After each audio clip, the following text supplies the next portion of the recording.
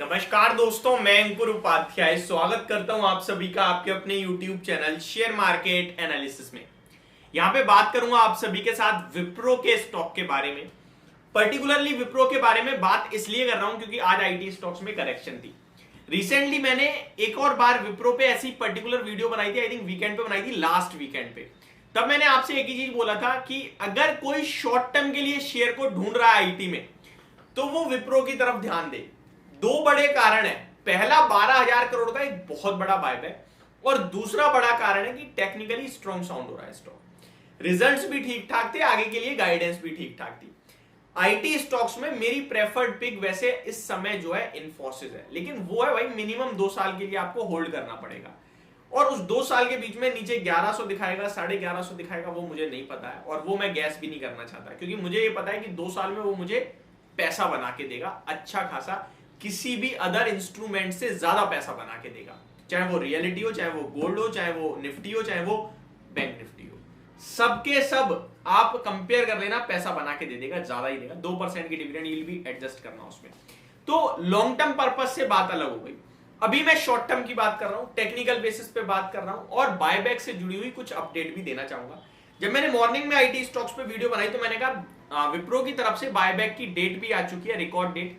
अब ये बायबैक को लेकर ना बहुत सारे लोग कंफ्यूजन में रहते हैं कि ये कैसे काम करता है। तो मैं कोशिश करूंगा सिंपल भाषा में समझाने की। और विप्रो का स्टॉक अगर आपके पास है तो क्या करें, बायबैक में क्या आपको शेयर्स बेचने चाहिए या नहीं बेचने चाहिए। स्टार्ट करते हैं।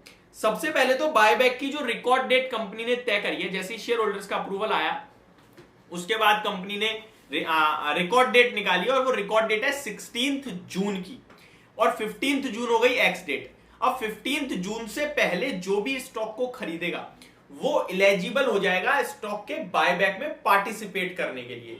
ध्यान दीजिएगा वर्ड्स पे, पार्टिसिपेट करने के लिए एलिजिबल होगा। फॉर एग्जांपल अभी विंडो नहीं खुली है बायबैक की 16 जून को।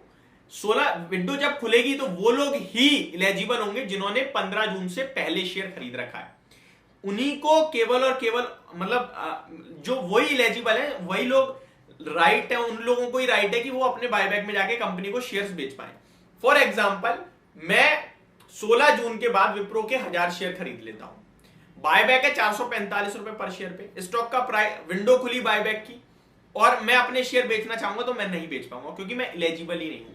तो पहला क्राइटेरिया होता है एलिजिबल होने का किसी भी कॉर्पोरेट एक्शन के लिए। तो एलिजिबिलिटी है 15 जून से पहले जो भी लेगा वो बायबैक में पार्टिसिपेट कर सकता है अपने शेयर्स को।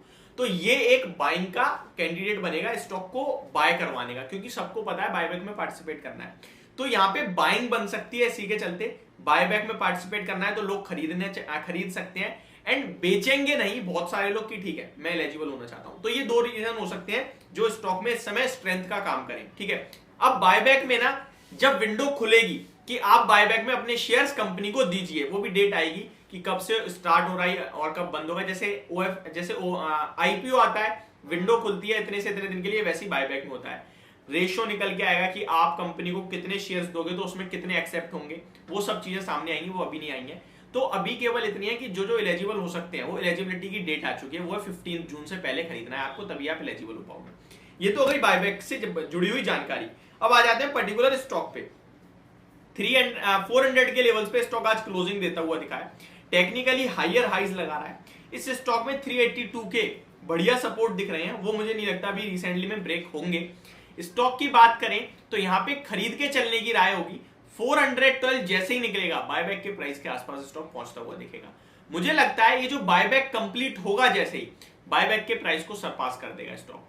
12,000 करोड़ का कंपनी खरीद रही है। इससे पहले 10,500 करोड़ की खरीदारी हुई थी बायबैक के रूप में, उससे पहले 9,500 करोड़ का बायबैक था और ये तीनों ही बायबैक जो है वो ऑलमोस्ट इन लेवल्स के आसपास और इससे ऊपर के ही है। तो विप्रो की बात करें तो यहाँ पे लॉन्ग टर्म पर्पज से पैसा बनाने के तो बहुत बढ़िया चांसेस हैं। इनफैक्ट शॉर्ट टर्म में भी पैसा बन सकता है 10% के समथिंग का। 440 रुपए तक ये स्टॉक आपको लेवल्स दिखा सकता है। देखिए मैं आपको 2-3 चीजें बताना चाहूंगा। ये स्टॉक की बुक वैल्यू 130 की है, 400 पे ट्रेड कर रहा है, 3 टाइम्स पे ट्रेड कर रहा है। वैल्यूएशन वाइज 18-19 के पीई पे ट्रेड कर रहा है। कंपनी की शेयर होल्डिंग पैटर्न में प्रमोटर्स ऑलमोस्ट हाईएस्ट होल्ड कर रहे हैं 72-73%। तो वहां से कोई इशू नहीं है। तो सब कुछ अच्छा होने के बावजूद भी अगर आपको डर लग रहा है इस स्टॉक में, तो उसमें तो मैं कुछ नहीं कर पाऊंगा। लेकिन मैं ये जरूर कहूंगा कि आप एलिजिबल हो जाइए बायबैक के लिए, और बायबैक में अपने शेयर्स को जरूर दीजिए। 10% 11% डायरेक्ट पैसा बनाइए। जो बचे हुए शेयर्स हैं वो भी आपको लॉस नहीं देंगे, वो भी अगले 2 क्वार्टर में आपके लिए कंपनी अच्छे नंबर पेश करेगी तो प्रॉफिट बना के देंगे। तो ये मुझे लगता है। तो विप्रो के ऊपर ये सारी जानकारी मैंने आप सभी के साथ शेयर करी। होप आपको ये वीडियो समझ और पसंद दोनों आई होगी। Thank you so much for watching this video. Have a great day.